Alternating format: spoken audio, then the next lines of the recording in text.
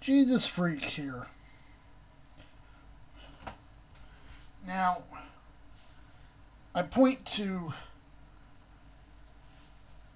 this bookshelf here, and you can't really see it because of the camera angle. And there's a variety of different Bible versions here. But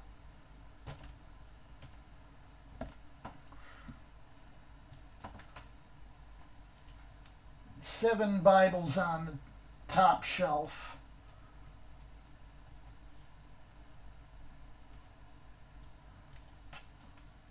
Out of 9 English ones.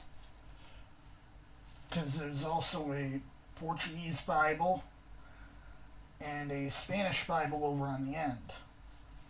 7 out of 9 are King James. And it's pretty comparable on the rest of the shelves.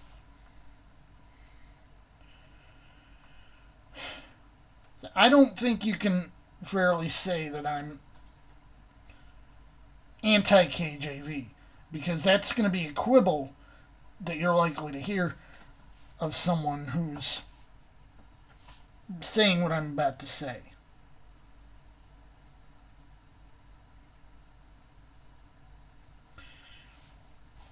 I've mentioned recently that I saw people encouraging exclusive use of the King James Version as problematic.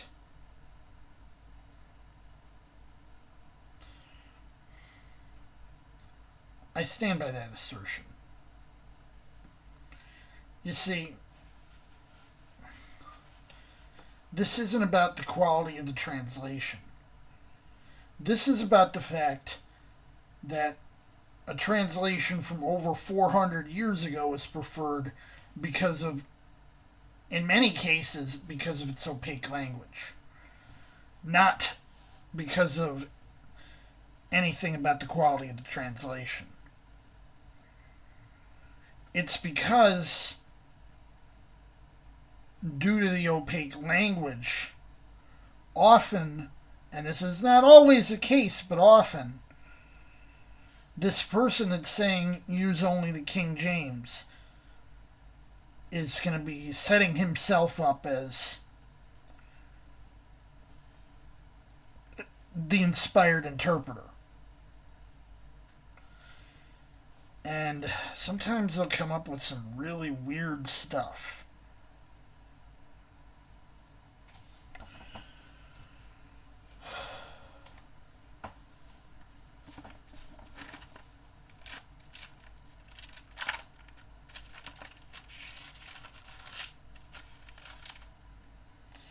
Now,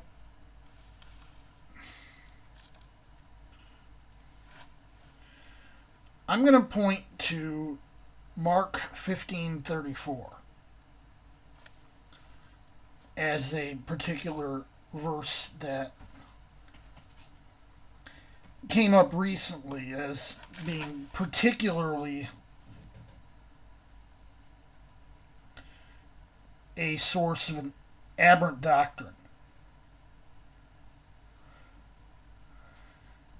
A recent stream by Ohio for Freedom,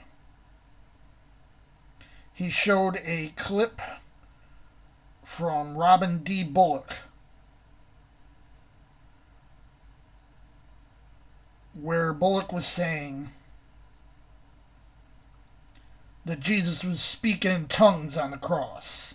He was praying in tongues on the cross. And it boiled down to the fact that the KJV uses the word interpreted in this verse.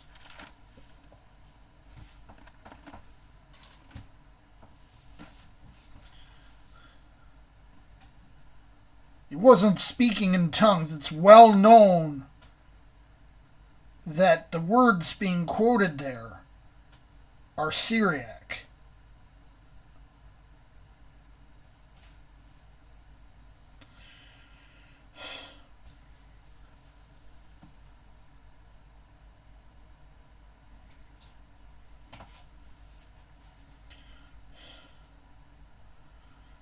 someone came by and said, I honestly thought that's what what was going on, was that he was praying in tongues on the cross. It's like, have you honestly read the passage? Like, I've known for over 35 years that Eloi, Eloi, lama sabachthani was Syriac. That was a lingua franca in the region. Not as much of a lingua franca as Koine Greek was. But it was a lingua franca in the region.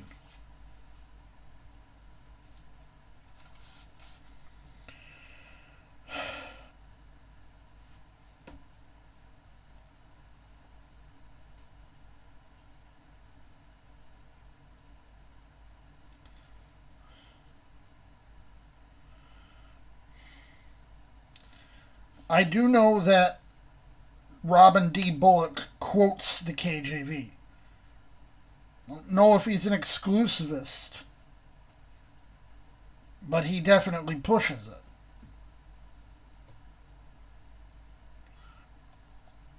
I mean, I usually use the KJV. You've seen it. If I need another version, I have it. I have a NASB right here, 1995 NASB. I got a 77 NASB off in the other room. I got NIV 11 here. This was our church uses. I took out an ESV like yesterday. I got a New King James over here.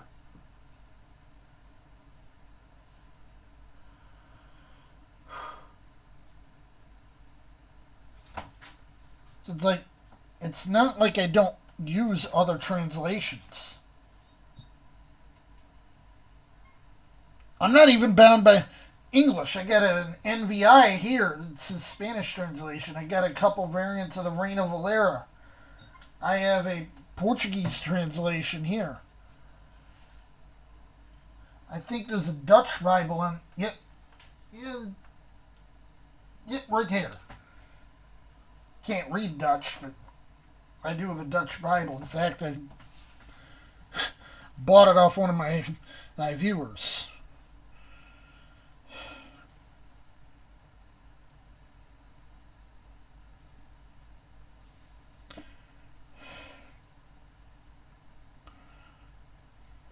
So I'm not limited to English.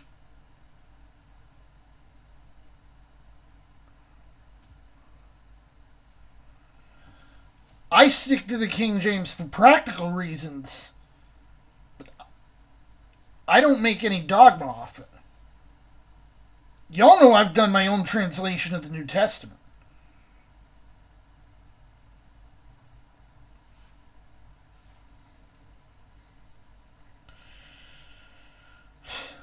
Like I said,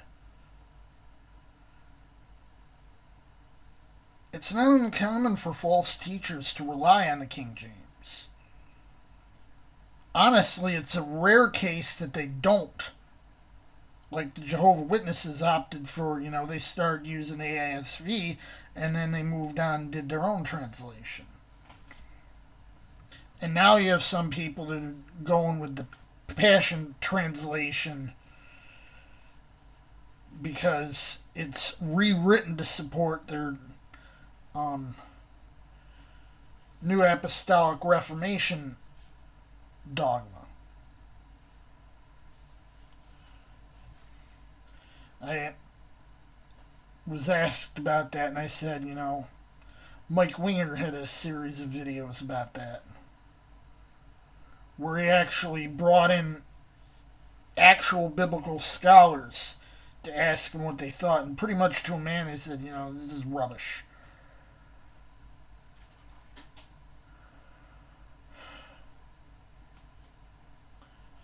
I wouldn't torch a copy of the Message. I'd probably torch a copy of the Passion Translation.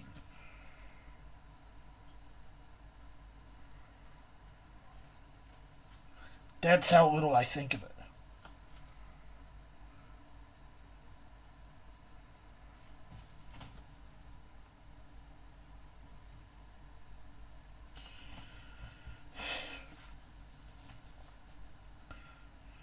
Now,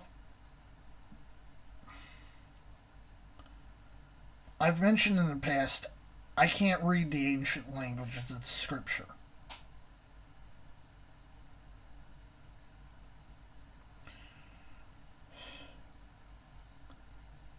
You might say, wait a minute. You did a translation of the New Testament. You actually used Latin as a crutch.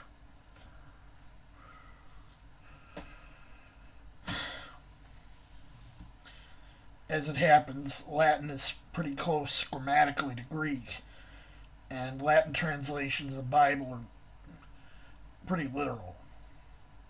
So there's not too much lost in that. I don't actually understand Latin either, but Romance languages more broadly I am familiar with. I do speak Spanish, but no bueno.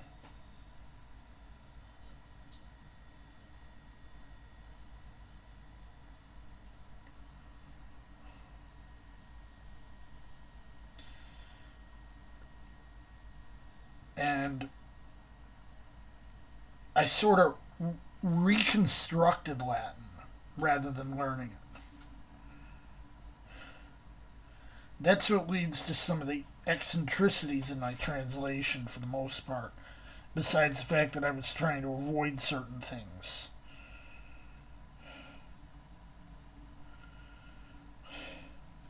Anyway, my autistic drifting here.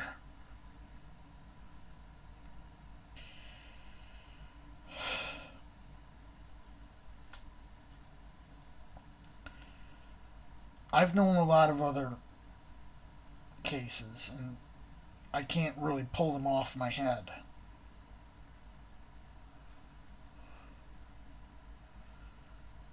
But this idea, you have to use a KJV,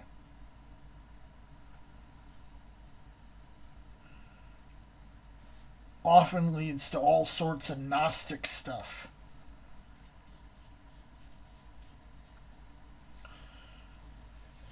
From people trying to manipulate you. And they're exploiting the language.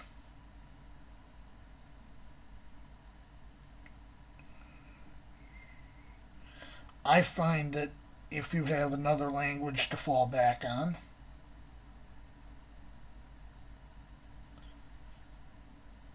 if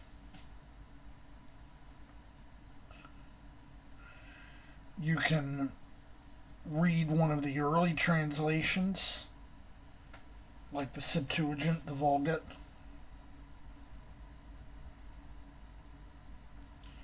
these things help. They make it harder for that kind of dogma to take hold.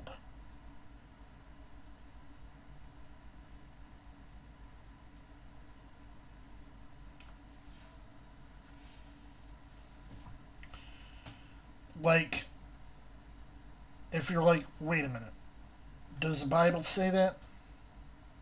Does it really say that, or is that just someone abusing the KJV?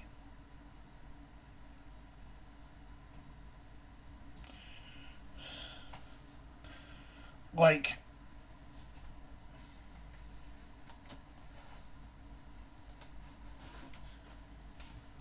I've used this Dutch Bible. And in fact, this Dutch translation's been translated from Dutch into English. A guy named Theodore Hack. And I've used that to sometimes disprove claims made by King James onlyists.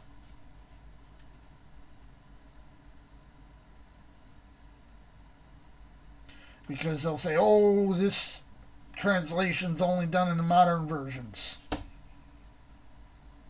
1637. Sometimes it agrees with the modern translations against the King James.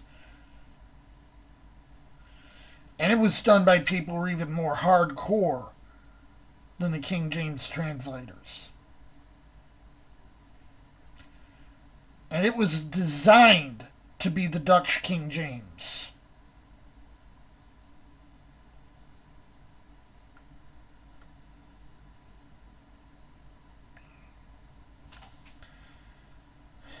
And it can be used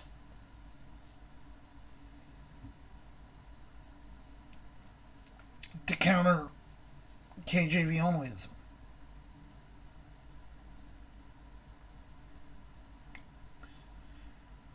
Anyway,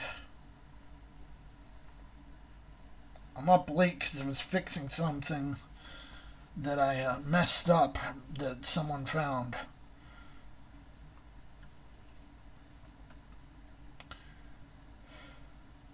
Jesus, freak out.